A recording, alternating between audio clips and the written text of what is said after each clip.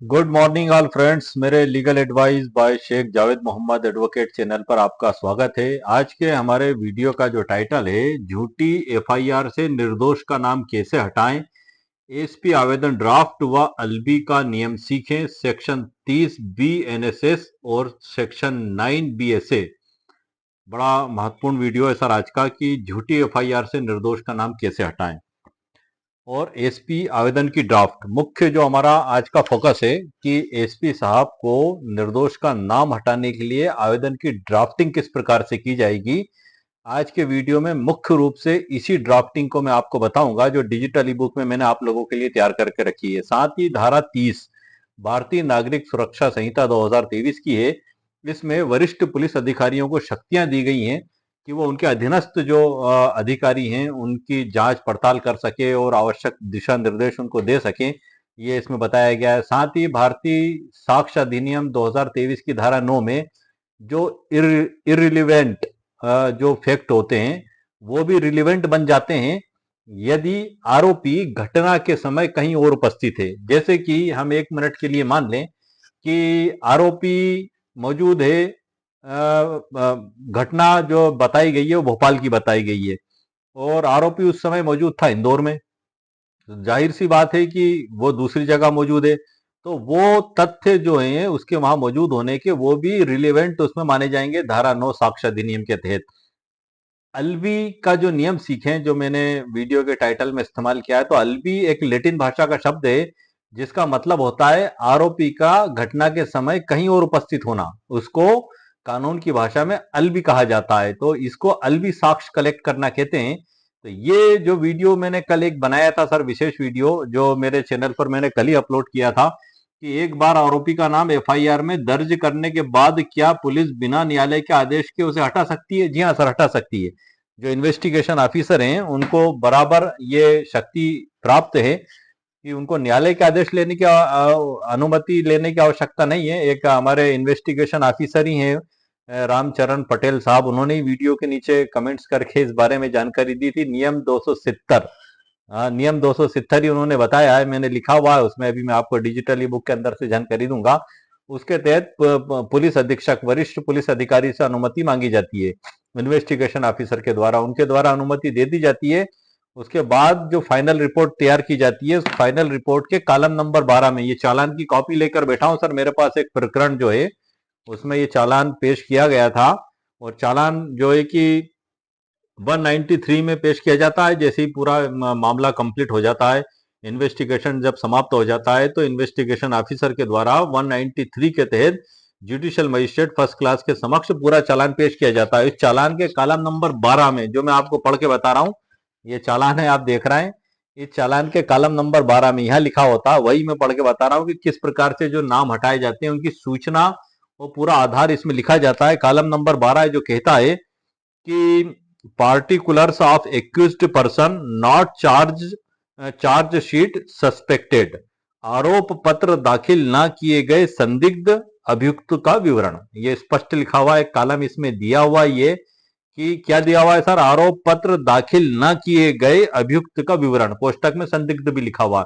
तो यहां पर वो फाइनल रिपोर्ट में इन्वेस्टिगेशन ऑफिसर पूरा विवरण लिखते हैं कि किस वजह से उनका नाम इसमें से हटाया गया एफआईआर में से। बिल्कुल नाम वो हटा सकते हैं।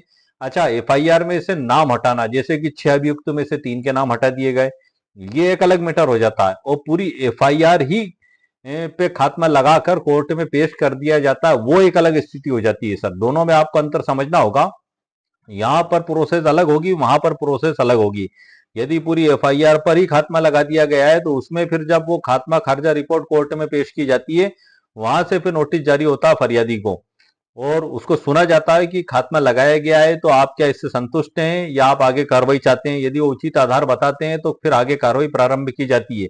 फरियादी के भी बयान होते हैं उसमें, आईओ के भी बयान उसमें होते हैं और आपको अधिकार भी रहता है कि जब अदालत से नोटिस आपको प्राप्त हो तो आप वहां पर एक विरोध आवेदन पत्र भी दाखिल कर सकते हैं। यदि आपके पास कोई डॉक्यूमेंट्स और सबूत हैं तो सारे सबूत कोर्ट में आप पेश कर सकते हैं कि इन्वेस्टिगेशन ऑफिसर के द्वारा इनको रिकॉर्ड पर नहीं लिया गया और इन्वेस्टिगेशन सही नहीं किया गया और गलत खात्मा लगाया गया है।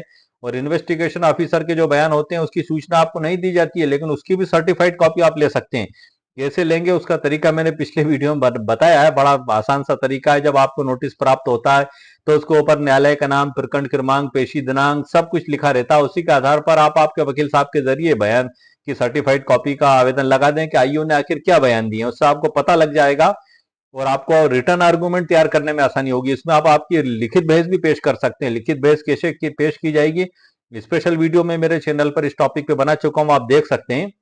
यहाँ पर प्रोसेस ये अलग तरीके की होगी सर, आपको ध्यान रखना है। लेकिन यदि आपका नाम किसी मुलजिम का नाम उसमें से कम किया गया है तो वो प्रोसेस में आपको कोई विशेष सूचना नहीं दी जाएगी और कोर्ट में चालान पेश कर दिया जाएगा। जैसे कि मैंने कलम नंबर 12 में बताया, उसमें कारण लिख के और उस एक मुलजिम को उसमें से हटा दिया जाएगा और बाकी मुलजिमों को गिरफ्तार करके और कोर्ट में चालान के साथ पेश कर दिया जाएगा।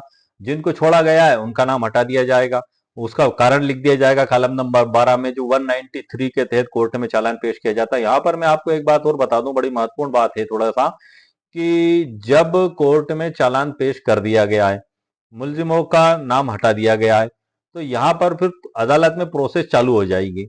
यहाँ पर आपको क्या मामला होगा कि आपको सूचना दी जाएगी चालान पेश करने की। जब आपको चालान की कॉपी प्राप्त होगी तो आपको उसमें सभी चीज मालूम पड़ जाती है कि आखिर इसमें क्या है। अब चूंकि यदि वास्तव में वो जो है कि दोषी हैं और उनका नाम हटा दिया गया है, वो एक स्थिति अलग हो जाती है। और वास्तव में निर्दोष है और उसका नाम हटा दिया गया, ये एक स्थिति अलग हो जाती है। सर दोनों में आपको अलग अलग कंडीशन में कानूनी कार्रवाई करने का अधिकार प्राप्त होता है। लेकिन हमारा सवाल ये है कि क्या इन्वेस्टिगेशन ऑफिसर ऐसा कर सकते हैं? जी हाँ सर, वो जांच के दौरान कर सकते हैं। यदि उनको पर्याप्त सबूत मिलते हैं कि ये व्यक्ति निर्दोष है तो उसका नाम वहां से हटा दिया जाता है, क्योंकि एफआईआर दर्ज करने के बाद इन्वेस्टिगेशन चालू होता है। इसमें धारा 176 बड़ी महत्वपूर्ण है। मैं आपको 176 और पढ़ के बता दूं, क्योंकि 176 में इन्वेस्टिगेशन के लिए प्रोसेस के बारे में बताया गया। इसी के तहत उनको अधिकार है इन्वेस्टिगेशन ऑफिसर को कि वो किसी का नाम कब हटा दें और उसके खिलाफ इन्वेस्टिगेशन को रोक दें। जैसे कि प्रोसीजर फॉर इन्वेस्टिगेशन, ये धारा 176 है, भारतीय नागरिक सुरक्षा संहिता 2023 की है। इसकी खा उपधारा पढ़ रहा हूं सर, मैं, आप ध्यान से सुनिएगा। यदि पुलिस पहले तो यदि उनको जैसे ही एफआईआर दर्ज हुई और 175 के तहत वो उसमें इन्वेस्टिगेशन उनके द्वारा प्रारंभ किया गया तो उसको गिरफ्तार करेंगे मुलजिम को, और उसके जो भी डॉक्यूमेंट्स हैं, संपत्ति, वो जब्त की जाएगी, नक्शा मौका बनाया जाएगा, गवाहों के बयान लिए जाएंगे, मेडिकल होगा, सारी प्रोसेस होके फिर चालान कोर्ट में पेश कर दिया जाएगा। लेकिन यदि ये पाया जाता है कि उसके खिलाफ गंभीर प्रकृति का मामला बनना नहीं पाया जाता है, मामला बनना नहीं पाया जाता है, तब 176 की उपधारा खा में जो शब्द दिए गए उसी के तहत पुलिस अधिकारी के द्वारा कॉलम नंबर 12 में वो लिखा जाता है और उसका नाम उसमें से हटाया कैसे जाता है। खा में दिया गया है सर, यदि पुलिस थाने के बाहर शासक अधिकारी को प्रतीत होता है कि अन्वेषण करने के लिए पर्याप्त आधार नहीं है तो वह इस मामले का अन्वेषण ना करेगा। आप समझ लिया सर आपने? एक बार और पढ़ दूं इंग्लिश में। It is appears to the officer in charge of a police station that there is no sufficient ground for entering on an investigation, he shall not investigate the case। ये इसमें बताया गया है। अच्छा, यहाँ पर सर थोड़ा सा सोचने वाली बात है कि ये तो एक बहुत खुशी की बात है कि एक निर्दोष का नाम हटा दिया गया, लेकिन ये बड़ी दुखद घटना तब बन जाती है जब दोषी व्यक्ति का नाम हटा दिया जाए। और वैसी स्थिति में फरियादी की पीड़ा और दुख बड़ा मतलब उसका दुख और पीड़ा वही समझ सकता है कि उसके साथ गंभीर घटना हुई है या हत्या का प्रयास किया गया है या फाइनेंशियल फ्रॉड किया गया है, सारे डॉक्यूमेंट्स मौजूद हैं और उनका नाम हटा दिया गया, ये खात्मा लगा दिया गया। ये प्रोसेस एक अलग हो जाती है, पूरी एफआईआर पे खात्मा लगाना या कुछ लोगों के नाम हटा देना। हम हालांकि जो बात कर रहे हैं हम निर्दोष व्यक्ति की कर रहे हैं। एक वैसे ही मामला मेरे पास भी आया था, जैसे कि 6 लोग थे उसमें मुलजिम, मैंने पिछले वीडियो में भी बताया था। आपको समझाने के लिए मैं आपको बता दूं, अब 6 में से 3 लोगों के नाम इन्वेस्टिगेशन ऑफिसर ने समाप्त कर दिए। ये हम उसी उदाहरण को लेकर आ रहे हैं। अच्छा, झूठे मतलब व्यक्ति का झूठी एफआईआर में से नाम कैसे हटाया जाए, हमारा वीडियो का टॉपिक। और मेन तो एसपी साहब को ड्राफ्ट है, वो मैं आपको बताऊंगा डिजिटली बुक से। हमारा वीडियो का वही टॉपिक है आजकल, आज का स्पेशल टॉपिक, कि आखिर ड्राफ्ट में हम क्या क्या सावधानियां रखें, क्या क्या करें हम उसमें कि एक अच्छा आवेदन बनाकर हम एसपी साहब को दे सकें। यदि इन्वेस्टिगेशन ऑफिसर हमारी नहीं सुन रहे हैं तब उस स्थिति में, यदि वो सुन लेते हैं तो आपको एसपी साहब को आवेदन देने की जरूरत नहीं है। तो मैं उस ड्राफ्ट की ओर चलने से पहले आपको जरूरी एक प्रैक्टिकली उदाहरण बता दूं जो मैंने खुद ने अभी देखा है और उसमें हमने आगे कानूनी कार्रवाई भी की है। पिछले वीडियो में भी मैंने बताया था सर आपको, ये उद्देश्य मेरा वीडियो बनाने का एक एजुकेशनल पर्पज से मैं वीडियो बनाता हूं सर, ताकि एक आम व्यक्ति को भी, विधि के विद्यार्थी को भी, लॉ के स्टूडेंट को भी, जो नए अधिवक्ता हैं उनको भी एक कानून की जानकारी प्राप्त हो। जो सीनियर एडवोकेट हैं वो तो सभी जानते हैं। अब मैं आगे बढ़ता हूं इसमें कि 3 मुलजिमों के नाम इस बेस पर हटाए गए कि सीसीटीवी कैमरे में नहीं पाए गए, और कुछ लोगों के एफिडेविट लिए गए इन्वेस्टिगेशन ऑफिसर के द्वारा। वो एफिडेविट जो लिए गए वो चश्मदीद गवाह के होना चाहिए थे कायदे से, जो एफआईआर में होना चाहिए। एफआईआर में जो फरियादी ने जो चश्मदीद गवाह लिखाए थे वो उनके एफिडेविट नहीं थे, वो किन्हीं अन्य के थे। एक का लिया गया था, लेकिन उसका ये कहना है कि उसने बयान नहीं दिए। और फरियादी का ये बारे में भी लिखा गया जो है कि जो भी उन्होंने इन्वेस्टिगेशन किया, मतलब 3 नाम हटा दिए और 3 नए नाम जोड़े लिए। अब फरियादी हैरान और परेशान। फरियादी का ये कहना है कि जिनके नाम जोड़े गए ये भी षड्यंत्र में कहीं ना कहीं शामिल हैं, लेकिन इन्होंने इल्जाम अपने ऊपर ले लिया और मुख्य मुलजिम हटा दिए गए इसमें से। इन्वेस्टिगेशन ऑफिसर का ये कहना है कि वो अपराध में पाए निर्दोष हैं, वो झूठा नाम लिखा दिया गया और अपराध में शामिल ही नहीं थे वो। उन्होंने जो भी जांच की, जो भी आधार पाया, उसको लिख के कोर्ट में चालान पेश कर दिया। ये एक स्थिति अलग हो गई सर, 3 के नाम हटा दिए। अब निर्दोष का हटाया जाए वो एक अलग बात है, वास्तव में जो दोषी हैं उनका हटा दिया गया, तो आप क्या कर सकते हैं? तो इसमें बहुत सी कार्रवाइयां की जा सकती हैं। उन्हीं कार्रवाइयों में से मैं आपको कुल 3 कार्रवाइयां मैं बता दूं आपको, जैसे कि धारा 358 होती है भारतीय नागरिक सुरक्षा संहिता कि जब आपके बयान होते हैं तो आप बयान के अंदर आप उनका आप नाम ले दें कि घटना में ये लोग भी शामिल थे, और आपका अतिरिक्त सबूत जो है आप पेश कर दें, तो 358 के तहत न्यायालय वहां से ही नोटिस जारी कर देगा, उनको वापस वो समन हो जाएगा, मुलजिम वो माने जाएंगे उसमें। दूसरा, चार्ज के स्तर पर आप कर सकते हैं 193 की उपधारा 9 फर्दर इन्वेस्टिगेशन बीएनएसएस का आवेदन आप उसमें पेश कर सकते हैं कि ये गलत नाम हटाए गए, माननीय न्यायालय इन्हें आप जोड़ें। तीसरा है आप 175(3) भारतीय नागरिक सुरक्षा संहिता 2023 जो पहले 156(3) थी दंड प्रक्रिया संहिता, उसके तहत आप आवेदन पेश कर सकते हैं कि इनके नाम एफआईआर में से गलत तरीके से हटाए गए, और जो है कि माननीय न्यायालय के समक्ष पूरे गवाह सबूत सब आप पेश करें कि इनको भी एफआईआर में शामिल किया जाए और इनके नाम भी बढ़ाए जाए, और उसको भी चालान के साथ आप जो है कि सुनवाई के लिए आप लगा सकते हैं कि हमारी एप्लीकेशन को इस चालान के साथ माननीय न्यायालय निराकरण करें, आप आवेदन अलग से दे सकते हैं। तो इस प्रकार से बहुत से तरीके हो सकते हैं, खास 3 तरीके मैंने आपको बता दिए। लेकिन सवाल ये कि प्रश्न ये है, मेन प्रश्न, कि क्या इन्वेस्टिगेशन ऑफिसर एफआईआर में से नाम बिना न्यायालय की अनुमति के हटा सकते हैं? जी हाँ सर, हटा सकते हैं, उन्हें न्यायालय की अनुमति लेने की आवश्यकता नहीं है। लेकिन पूरी एफआईआर पर खात्मा खारिजा वो बगैर न्यायालय की अनुमति के नहीं हो सकता मंजूर। वो लगा सकते हैं, एफआईआर को निरस्त करने का मामले का नोटिस फरियादी को दिया जाता है थाने से, लेकिन ये पूरा अधिकार जुडिशियल मजिस्ट्रेट को होता है। जिस मजिस्ट्रेट के क्षेत्राधिकार में वो थाना आता है, उन्हीं जज साहब को अधिकार होता है कि पुलिस के खात्मा खारिजे को या तो स्वीकार किया जाए या अस्वीकार किया जाए। लेकिन काम करना ये एक अलग प्रोसेस में आ जाता है, जो मैं आपको बता रहा हूं, ये कर सकती है, ये उन्हीं का काम हो गया।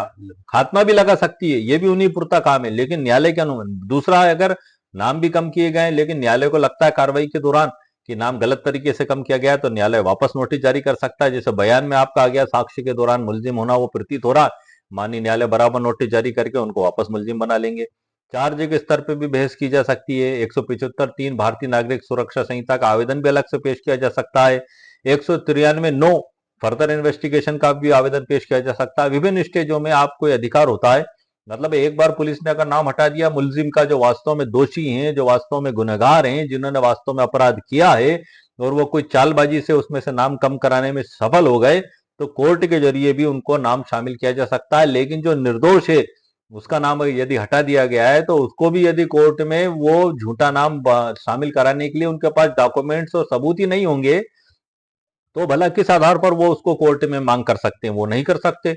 यदि कोर्ट में भी वो इस कार्रवाई का इस्तेमाल कर सकते हैं, जैसे कि एक बेचारा शरीफ आदमी है, उसको झूठा फंसा दिया गया। फॉर एग्जाम्पल मैंने आपको बताया है कि वो भोपाल का निवासी है, और वो आवश्यक ऑफिस के काम से, व्यापार के काम से, या किसी अन्य ड्यूटी के काम से वो बाहर इंदौर में था उस समय, और घटना में उसका नाम लिखा दिया रंजिशन। परिवार के कई लोगों का नाम लिखा दिया जाता है रंजिशन, कई बार मालूम पड़ रहा है घटना एक के द्वारा की गई और 10 लोगों के नाम झूठे लिखा दिए गए परिवार में, जबकि वो घटना में शामिल ही नहीं थे। तो इसी दशा में इन्वेस्टिगेशन ऑफिसर के द्वारा पूरा इन्वेस्टिगेशन किया गया, उनके नाम कम कर दिए गए, चालान के कॉलम नंबर 12 में उसका पूरा उल्लेख कर दिया गया और कोर्ट में चालान पेश कर दिया गया, उनको छोड़ दिया गया। उनको एफआईआर में से नाम नहीं काट सकते, पहला पिछला वीडियो वही था मेरा सर, वो सीधे कलम से नहीं काट सकते, क्योंकि एक बार एफआईआर दर्ज हो जाती है तो उसकी कॉपी मजिस्ट्रेट साहब को भेज दी जाती है, तो उसमें काटपीट नहीं होगी। लेकिन फाइनल रिपोर्ट जो पेश होगी 193 बीएनएसएस के तहत, उसके कॉलम नंबर 12 में जरूर लिख दिया जाएगा, और लिखने से पहले उनको उनके वरिष्ठ पुलिस अधिकारियों से अनुमति लेना होगी। तो वास्तव में ये बड़ा सराहनीय काम होता है कि एक निर्दोष का नाम उसमें से हटा दिया गया। अब यहाँ पर उस निर्दोष के नाम को दोबारा शामिल करने के लिए यदि वो फरियादी इन प्रोसेस का इस्तेमाल करता है, जैसे कि बयान के टाइम नाम ले देता है, क्या सबूत लेके आएगा, अदालत इसको देखेगी। चार्ज के टाइम बहस करेगा, क्या सबूत लेके आएंगे, जज साहब उसको देखेंगे। 175 3 का अलग से पेश करेगा कि गलत हटाए गए, तो सबूत उसको देना होंगे। और वो जबकि फरियादी स्ट्रांग सबूत लेके बैठा हुआ है कि वो घटना के समय इंदौर में बैठा हुआ था, भोपाल में मौजूद ही नहीं था। सीसीटीवी कैमरे, होटल लॉज का सबूत, रिश्तेदार के घर पे मौजूद होने का सबूत, या किसी ऑफिशियल काम से गया तो उस ऑफिस में मौजूद होने का सबूत, या किन्हीं लोगों के साथ था, बस का टिकट, रेलवे का टिकट, या उसकी लोकेशन उस समय की ऑनलाइन, या जो भी सबूत हो वो पेश करेगा, तो भला कैसे माना जाएगा उसमें। सीसीटीवी कैमरे का सबूत घटना में शामिल है कि नहीं, मारपीट की, गाली गलौज की घटना, ये सब चीजें देखी जाएंगी। तो निर्दोष ही रहेगा सर, निर्दोष को मतलब सजा नहीं दी जाएगी, उसको कानून के तहत छोड़ा ही जाएगा। लेकिन जो दोषी व्यक्ति हैं, तो अपराधी अपने कदमों के निशान पीछे छोड़कर जाता है। अपराधी, चोर कितना ही चालाक हो, कि चोर चाहे कितना ही समझदार हो, कितना ही चालाक हो, वो कहीं ना कहीं अपराध के निशान। आपको उससे रिलेटेड बहुत कुछ जानकारियां दे दी। मैं अब आपको सीधे आवेदन की ड्राफ्ट पे लेके चलता हूं सर, उसके बाद उससे related supreme court of India के कुछ जजमेंट्स भी हैं, वो भी मैं आपको बताऊंगा। और उसी से रिलेटेड कुछ महत्वपूर्ण कानून है, जैसे धारा 30 बीएनएसएस 2023, धारा 9 भारतीय साक्ष्य अधिनियम 2023। ये जो जानकारियां मैंने दी है, सब कुछ मैंने सर डिजिटली बुक में आप लोगों के लिए रिटर्न रूप में रखी है। कई व्यूवर्स का कहना रहता है, कई लोगों का, कि आप जो भी जानकारी दें तो उसका हमें डिजिटल रूप जरूर प्रदान करें। तो मैं उसको एक बुक के रूप में, डिजिटली बुक के रूप में आप लोगों के लिए तैयार कर देता हूं, जैसा कि इस वीडियो की भी की है। उसमें तकरीबन 32 अध्याय हैं और बहुत कुछ जानकारियां हैं, उपयोगी जानकारियां उसमें, जो प्रैक्टिकल रूप से हमें देखने में, सुनने में आती हैं, उनके हल, उन समस्याओं को हल करते हुए उसमें वीडियो अध्याय मेरे द्वारा शामिल किए गए हैं।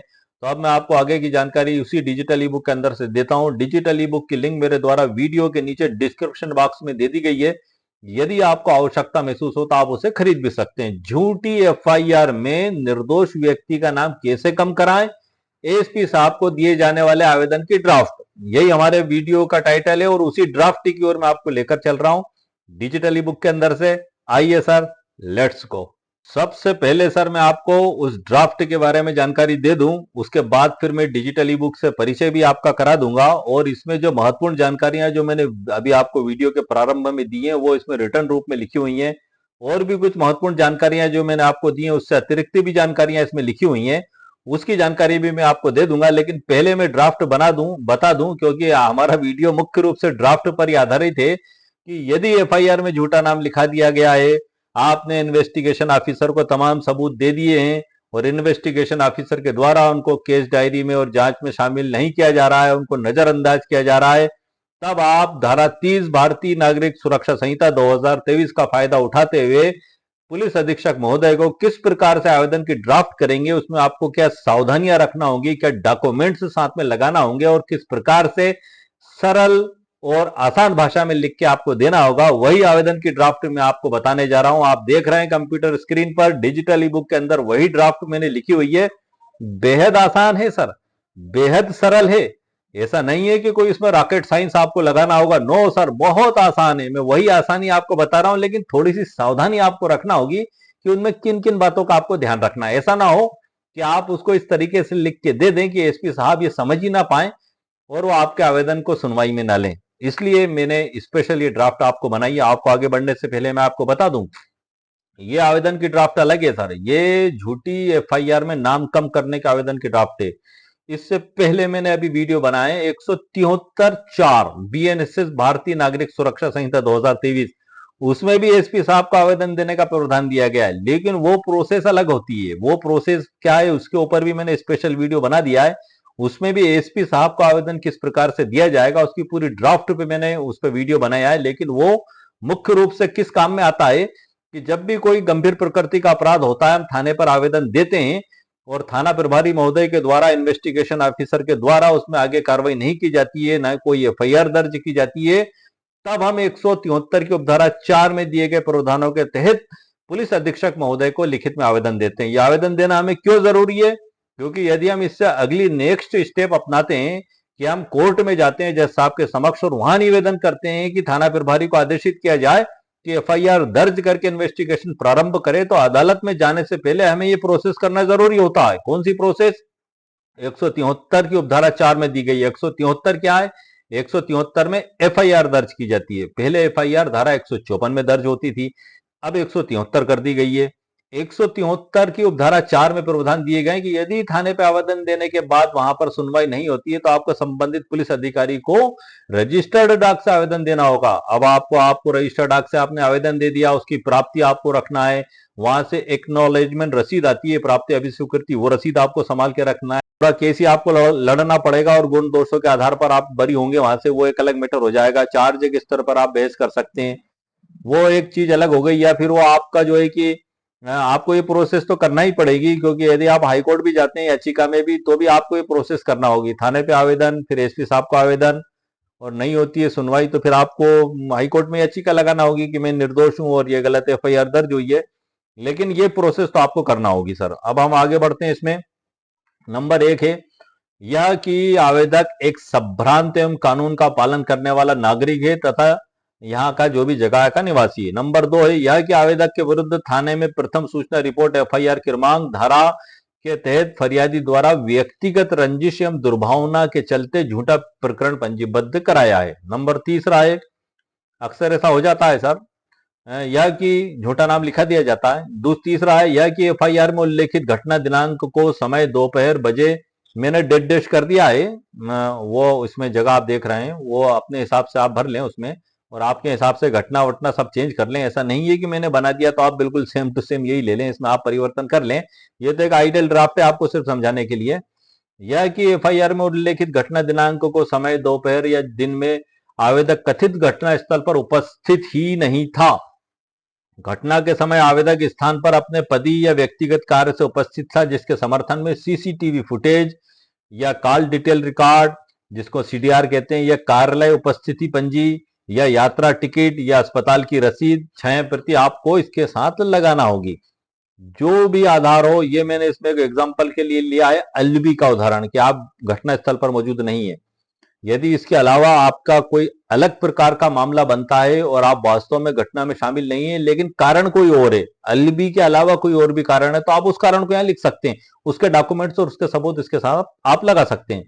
चौथा आएगा सर पैरा क्रमांक जजमेंट आवेदन के ड्राफ्ट का जो एसपी साहब को दिया जाएगा।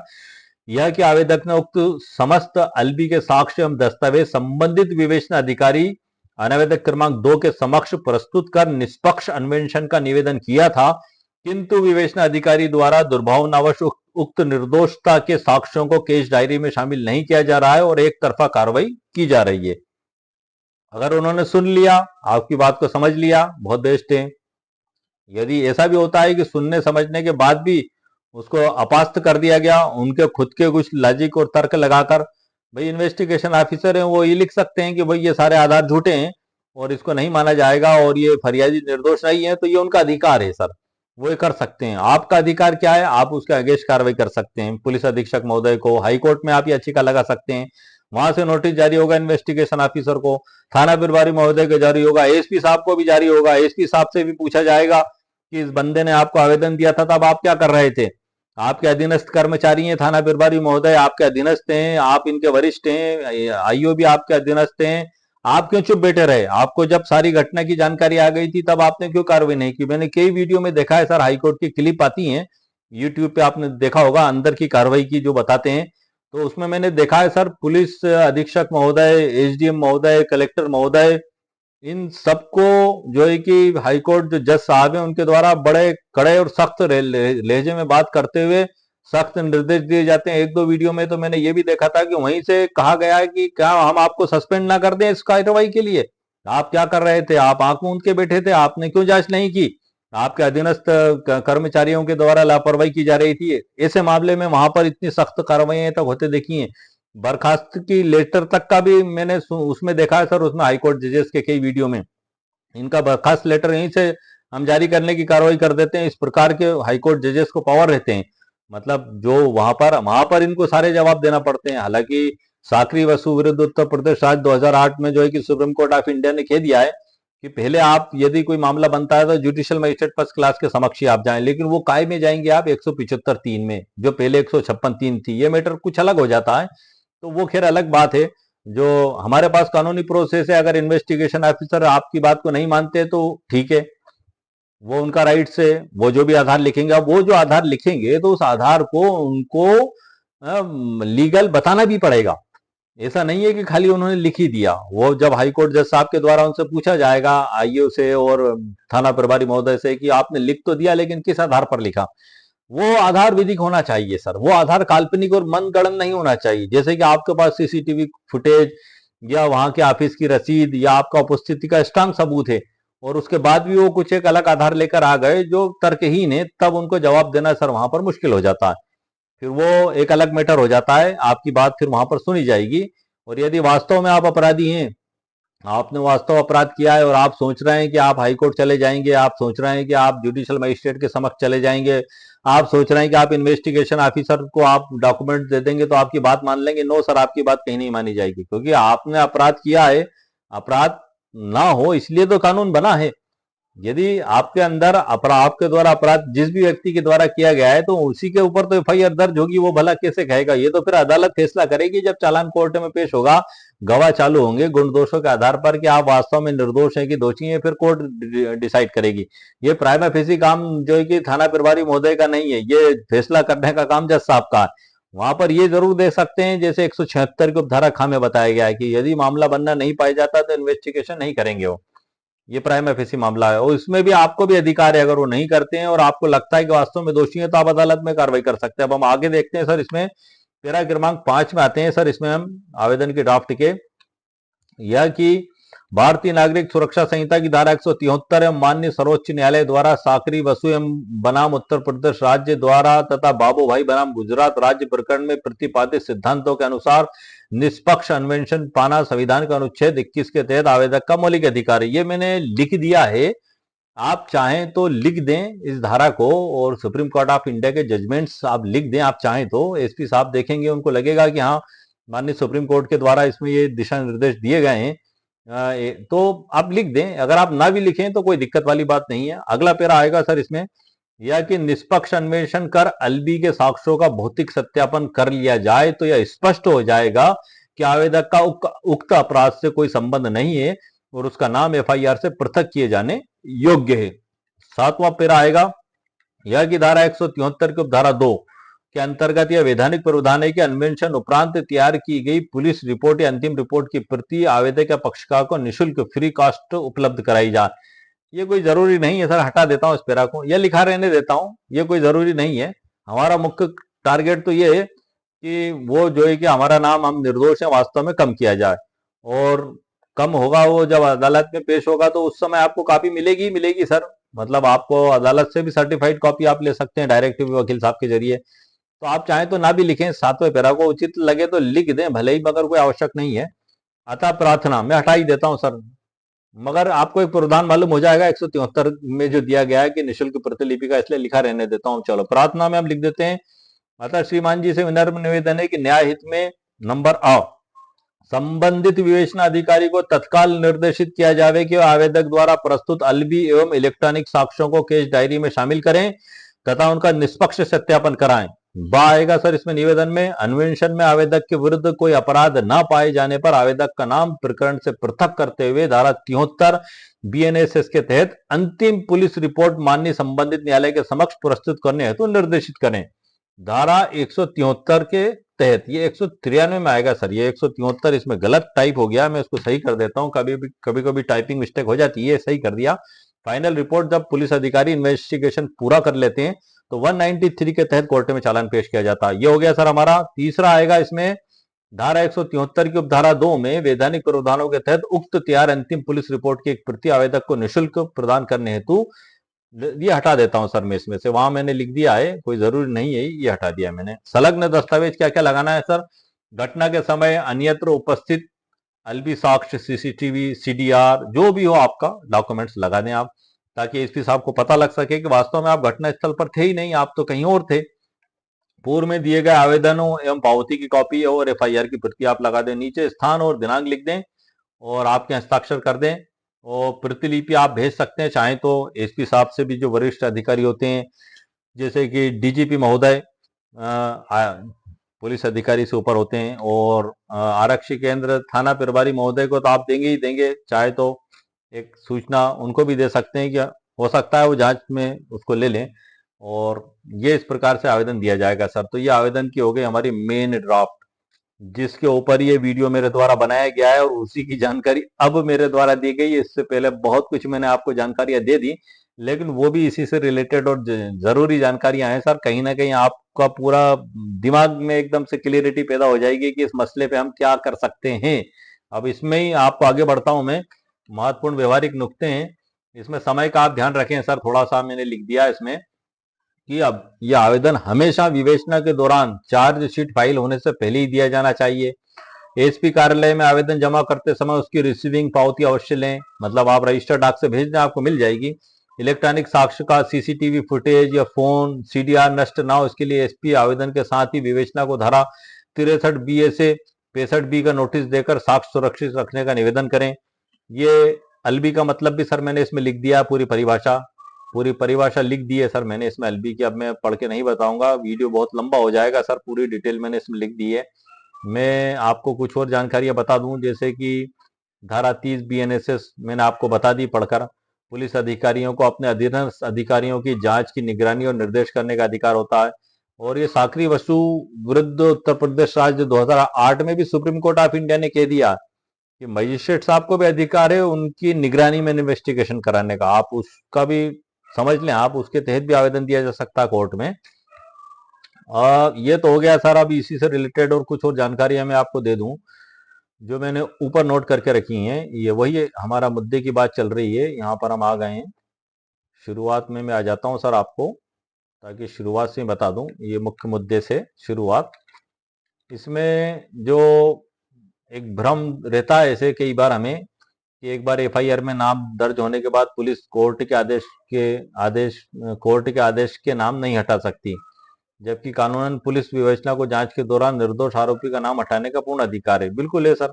एक प्रैक्टिकली उदाहरण बता दिया मैंने आपको, मेरे ही पास प्रकरण था। 6 मुलजिमों में से 3 के नाम हटा दिए इन्वेस्टिगेशन ऑफिसर ने, कोई अदालत की अनुमति नहीं ली उन्होंने, खाली उनके वरिष्ठ अधिकारी को सूचना दी, उन्होंने मंजूर कर लिया, कॉलम नंबर 12 में उल्लेख करा और कोर्ट में चालान पेश कर दिया। उन मुलजिमों को छोड़ दिया, 3 नयों को उसमें बना लिया। आधार था सीसीटीवी कैमरा और कुछ लोगों के एफिडेविट। तो ये एक अधिकार वाली बात बता रहा हूं मैं, क्यों वो इस प्रकार से कर सकते हैं। लेकिन सवाल जब ये उठता है कि क्या वो निर्दोष थे जिनका हटाया गया है, कि क्या वो दोषी थे, क्या दोषियों को छोड़ दिया गया है, ये फिर मैटर एक अलग हो जाता है। तो उसके लिए फिर वो सभी बात आ जाएंगी जो अभी मैंने आपको अभी तक बताई है, वीडियो के प्रारंभ से लेकर अभी तक। और तकरीबन 10 कम से कम 30 वीडियो अपलोड कर चुका हूं सर मैं इसके ऊपर, 175 3 पे ड्राफ्टिंग वगैरह सब कुछ के ऊपर कर चुका हूं मैं। अभी इसमें डिजिटली बुक में भी मिल जाएंगी आपको ड्राफ्टिंग है उसकी। क्या पुलिस बिना कोर्ट के आदेश के नाम हटा सकती है? हाँ बिल्कुल हटा सकती है। पुलिस रेगुलेशन पैरा 270, ये हमारे एक इन्वेस्टिगेशन ऑफिसर ने मेरे वीडियो के नीचे कमेंट्स किया था, रामचरण पटेल साहब ने, उन्होंने ये मेरे को बताया था पुलिस रेगुलेशन एक्ट की धारा 270। तो उन्हीं के द्वारा दी गई जानकारी के आधार पर मैंने इसमें ऐड कर लिया है सर इसको, वरना ये धारा का मुझे भी नहीं पता था पुलिस रेगुलेशन एक्ट का। मुझे धारा 176 का ज्ञान था जो भारतीय नागरिक सुरक्षा संहिता 2023 में दी गई है, लेकिन इनका विभागीय है मैटर, वो भी मैंने इसमें लिख दिया, पिछली बुक में भी ऐड कर दिया है मैंने, कि इसमें सुपरविजन एवं नियंत्रण राज्य पुलिस रेगुलेशन, जैसे पुलिस रेगुलेशन के पैरा 270 आदि के प्रावधानों के तहत किसी आरोपी का नाम एफआईआर से हटाने के लिए पुलिस आईओ अपने वरिष्ठ अधिकारी यानी पुलिस अधीक्षक को विस्तृत जांच रिपोर्ट या पर्यवेक्षण भेजता है। अनुमति की प्रक्रिया, जब विवेचक यह पाता है कि आरोपी के खिलाफ कोई प्रथम दृष्टि अपराध नहीं बनता, तो वह एएसपी महोदय से नाम पृथक करने या उसके खिलाफ कार्रवाई समाप्त करने की अनुमति मांगता है। एसपी की लिखित स्वीकृति अनुमति मिलती है, उस व्यक्ति को केस की आगे की कार्रवाई से बाहर कर दिया जाता है। यहाँ पर कई बार होता है सर, शातिर अपराधी भी इसका इस्तेमाल कर लेते हैं। मेरे पास एक ऐसा ही प्रकरण है जो मैं आपको बता दूं बीच में यहाँ पर शुरुआत हो गई, नाम हटाने की बात तो दूर है, वो फाइनेंशियल रिपोर्ट की पूरी एफआईआर पर ही खात्मा लगा दिया गया। 30,37,500 की रिपोर्ट उन अपराधियों ने एक माह पूर्व 8,60,000 की घटना की थी, और वो जो है कि थाना में तुरंत एफआईआर दर्ज हुई, गिरफ्तारी हुई, कोर्ट में चालान पेश करा, अभी भी चल रहा है कोर्ट में प्रकरण उन मुलजिम के खिलाफ। उन्हीं मुलजिमों के द्वारा 30,37,500 की उसी तर्ज पर वही शैली अपराध की, वही कंपनी के एजेंट बनकर अपराध करना, और यह अपराध करना, और सारे बैंक रिकॉर्ड ट्रांजैक्शन सब कुछ आईओ महोदय के समक्ष उपस्थित थे, जो साबित करते हैं, चिल्ला चिल्ला कर कह रहे हैं कि सारा पैसा आरोपी गण ने कंपनी के एजेंट बनकर लिया, यह कहकर कि हम फलानी कंपनी में जमा कर देंगे, वो फलानी कंपनी में जमा नहीं करते हुए खुद ही उसका गबन कर लिया। 2 अमाउंट तो सीधे डायरेक्ट आरोपी के खाते में गए बड़े, और एक बड़ा अमाउंट उन्होंने अपनी सोची समझी साजिश के तहत एक करंट अकाउंट खुलवाया, उसमें जमा कराया, और वहां से एक ट्रेवल्स के खाते में लिएगा। ट्रेवल्स का काम क्या होता है सर, जैसे विदेश में कोई जा रहे हैं तो वहां पर उनके ठहरने का इंतजाम करना, होटल बुक करना, वीजा बनवाना। वो कोई निवेश कंपनी नहीं है, लेकिन उससे झूठ बोलकर पैसा लिया, धोखाधड़ी से पैसा लिया, उसके साथ ठगी की। ये सब कुछ मौजूद होने के बाद भी आईओ महोदय के द्वारा उसमें खात्मा खारजा लगा दिया गया और मुलजिमों को क्लीन चिट दे दी गई, जबकि एक मामला पहले से चल रहा है मुलजिमों के खिलाफ। अब आप इसमें तो बड़ी गंभीर स्थिति हो गई। जो पहले मामला चल रहा है उसमें आईओ के द्वारा 3 बार जमानत में आपत्ति प्रतिवेदन पेश किया गया। सर आपको बता दूं, एक बार अग्रिम जमानत की मांग की थी इस आरोपी ने, तो इन्हीं पुलिस अधिकारी महोदय के द्वारा वहां पर जमानत में आपत्ति प्रतिवेदन पेश किया गया कि समाज के लिए खतरा है, गुंडा बदमाश ठग है, इसकी जमानत निरस्त की जाए। उसकी अग्रिम जमानत निरस्त हो गई आरोपी की। फिर उसको गिरफ्तार करके कोर्ट में पेश किया गया। जब जमानत आवेदन लगाया तब फिर पुलिस अधिकारी के द्वारा उसकी जमानत में आपत्ति ली गई, गुंडा बदमाश ठग समाज के लिए खतरा है, और फिर उसकी जमानत निरस्त हुई, उसको जेल भेज दिया गया। जेल में रहने के दौरान फिर उसके द्वारा एडीजे कोर्ट में जमानत का आवेदन लगाया गया, वहां पर भी पुलिस प्रतिवेदन मांगा गया, वहां पर भी पुलिस के द्वारा आपत्ति पेश की गई, गुंडा बदमाश ठग शातिर अपराधी है, समाज के लिए खतरा है, इसकी जमानत निरस्त की जाए। वहां पर भी उसकी जमानत आवेदन अभियुक्त का निरस्त हो गया, वो 10 दिन जेल में रहा।